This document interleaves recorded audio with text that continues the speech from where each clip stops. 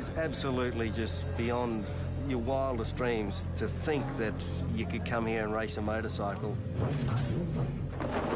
The Isle of Man TT is like a religion. It's the oldest motorcycle race in the world. You can stand on the footpath and you could literally reach out and touch the riders going past at close to 200 miles an hour.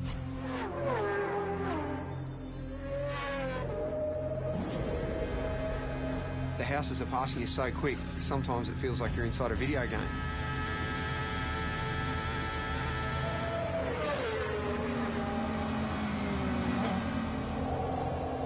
It's frightening.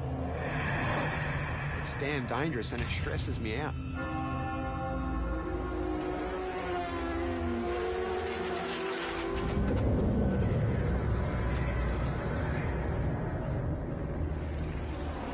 Unless I'm very much mistaken, Mark, this is the greatest motorsport event in the world.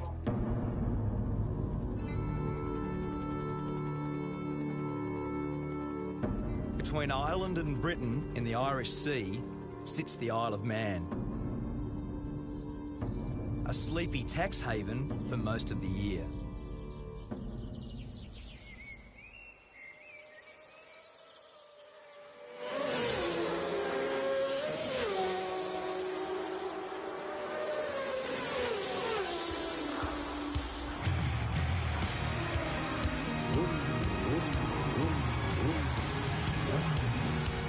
I've come here to witness the most dangerous road race on Earth. It's about 200 kilometres an hour, straight at the front here, absolute lunacy. I want to find out what drives these riders to test themselves and their machines in a brutal event called the TT, the Tourist Trophy. There's a lot to get right and a lot that can go wrong, so it is part sprint race, part endurance race, and it's a time trial, so it's so unique. Peter Brock used to say that great racetracks have got consequences. The Isle of Man TT is the ultimate road course. It's the fastest, wildest and most dangerous racetrack I've ever seen. And for the riders that compete here, there is absolutely no room for error.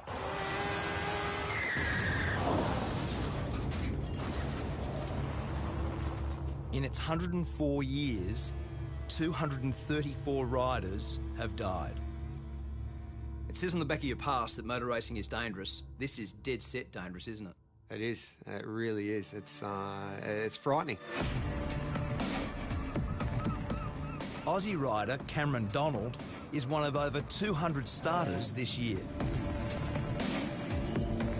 And when you add the fans, it's like an invasion. With Cameron is his girlfriend Karen, herself a keen motorcyclist. They've been planning for the race all year.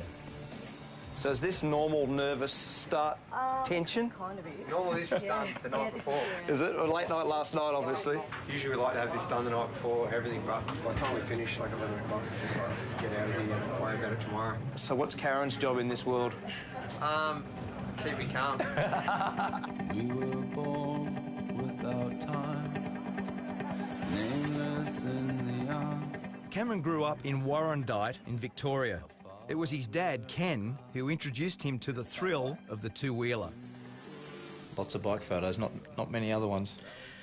It consumed a fair bit of time, didn't it? It took up a lot of time. From a young age, Cameron began winning and winning. I remember Mum actually saying to me, you know, you can't, when you're going to buy or build a house, you can't live in a motorbike. I remember saying to her, yeah, Mum, you can't race a house. So I think then she just pretty much gave up. The TT is held over a fortnight. 1 week for practice, 1 week for racing, 7 races in all. And in between, the public can go flat out, no speed limit on the Island Road course. Everyone that races here knows the dangers and they accept them and they do their best to ride accordingly. But I think it's sad in this world that we're all so wrapped in cotton wool these days, and there's so few opportunities to do anything dangerous. For Cameron, a plumber when he's not racing, there's no event bigger than this. Riders set off at 10-second intervals. It's all about the fastest lap of the island, and that's what makes it so pure and so dangerous. You sit on the start line, you're looking down that first hill, and because it's not a mass start, you're sitting there getting waved off one at a time. The pressure on you, everyone's looking at you, and it's a rush I've never had out of any other race.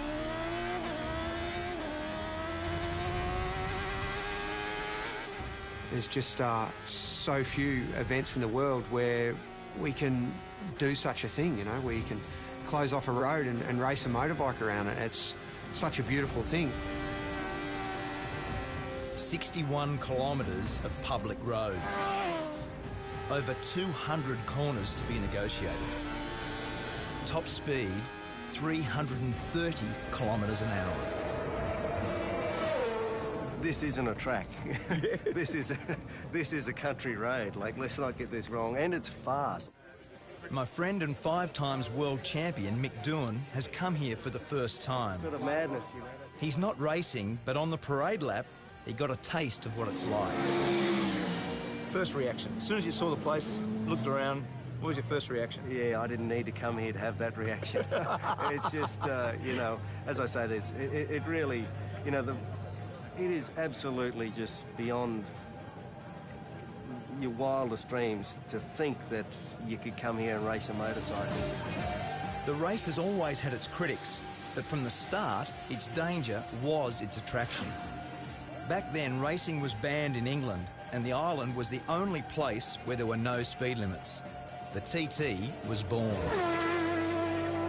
The voice of motorsport, Murray Walker. You've got a great history here, haven't you? You've been how many years? First of all, let me say it's great to see a great Australian at a great race. Thanks. To answer your question, Mark, I first came here in 1925. I was born in 1923. My father won here. I don't know how many times I've been here. Many, many, many times. In his 88 years, Murray Walker has seen some very good riders. And impressing him this year is our Aussie rider, Cameron. He's got a good bike, he's got some good backing, and he's still got the most important race of the week to come. So maybe, hopefully, he'll get it done. Each time Cameron sets out is an exercise in courage.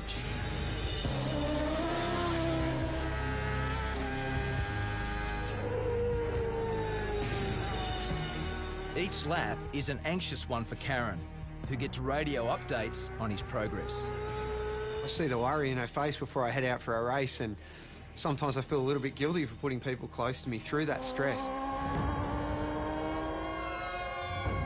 In the week I was there, 7 people lost their lives.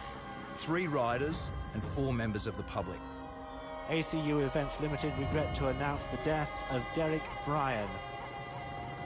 I've lost a couple of friends in my years racing at the Isle of Man, and I do think of them in the corners that they've fallen in, and where Dobbsy crashed is one of the most intense corners on the track. Dobbsy, Paul Dobbs, died in the TT last year. He lost his life to the sport that he loves, like, so. Just one of them, mate. Paul was buried on the island, leaving behind his wife and 2 daughters. So what did you love about him? God, everything. Racing. Bridget is Paul's wife. A year on, she's brought the girls back to remember their dad at the race he loved. You know it's risky, of course you do. I mean, you know, everyone loves those photos of riders' heads this far from a stone wall. You know, obviously, the reason you love those photos is you think, oh my God, it's so close, you know? That's, it's, you know, other people have said that you only really know that you're alive when you're almost not. Some are just plain lucky to survive. Like Connor Cummins. I can actually see you know, where it's all gone wrong. I've disappeared over the side, and the way I look at it, that's where, you know, the injuries started to happen, and it's sort of, it does get to you a little bit. We'll just get on with life. The world ain't gonna stop for me. Has your opinion of the TT changed based on what's happened? No? No. Do you think it should be banned? You can't possibly ban it. I mean, I don't know if you could ban it if you tried. It's like a monster, you know. It's bigger than the rest of us. Riders don't come here for the prize money. There's hardly any. The TT is simply about the glory of being the fastest. And for Cameron, it was a glorious week. In his chosen race, the Superbikes, he was just pipped for first. But second still felt pretty good. Congratulations, mate. Well done. Really good, huh? When will you settle down and stop doing this? I don't see it too far away. I never saw racing the Isle of Man as a long-term prospect because, look, it is so dangerous, and I do see it as a numbers game. If you keep coming back, sooner or later, I see it's going to catch you out.